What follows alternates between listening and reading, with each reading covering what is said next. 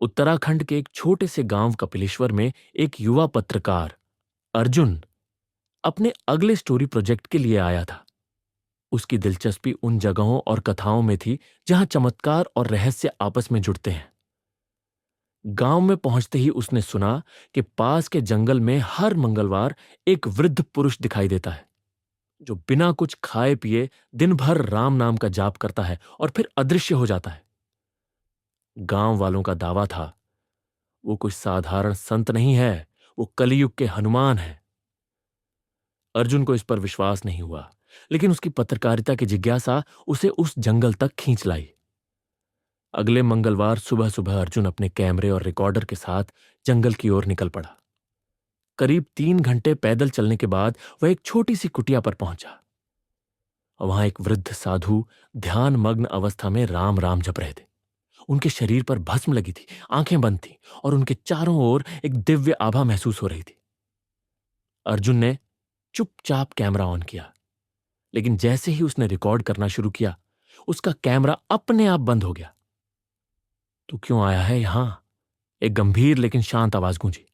अर्जुन चौंक गया। उसने डरते हुए कहा, मैं पत्रकार हूं। सुनकर आया कि आप चमत्कारी हैं, आप हनुमान जी के अवतार हैं। क्या यह सच है? साधु मुस्कुराए। हनुमान समय से बंधे हैं, न युग से। वे हर युग में होते हैं जहां सच्चा भक्त हो और संकट मोचन की आवश्यकता हो। अर्जुन ने पूछा, तो क्या आप वही हैं? साधु ने उत्तर नहीं दिया। उन्होंने आंखें बंद की और राम का नाम जपते रहे। अर्जुन ने देखा साधु के शरीर से एक प्रकाश निकल रहा था, गोल्डन आभा, जैसे 1000 दीपक एक साथ जल उठे हों। अर्जुन घबरा गया और पीछे हटने लगा। तभी साधु ने कहा, अगर तू सच्चे मन से राम का नाम ले तो तुझे अपने भीतर का हनुमान मिलेगा। बाहर खोजने से केवल भ्रम मिलता है। अर्जुन बेहोश सा हो गया। जब उसे होश आया, वह गांव में था। उसकी जेब में एक कागज था जिस पर लिखा था, संकट से जो न डरता हो, राम का जो सच्चा सेवक हो, वही है कलयुग का हनुमान।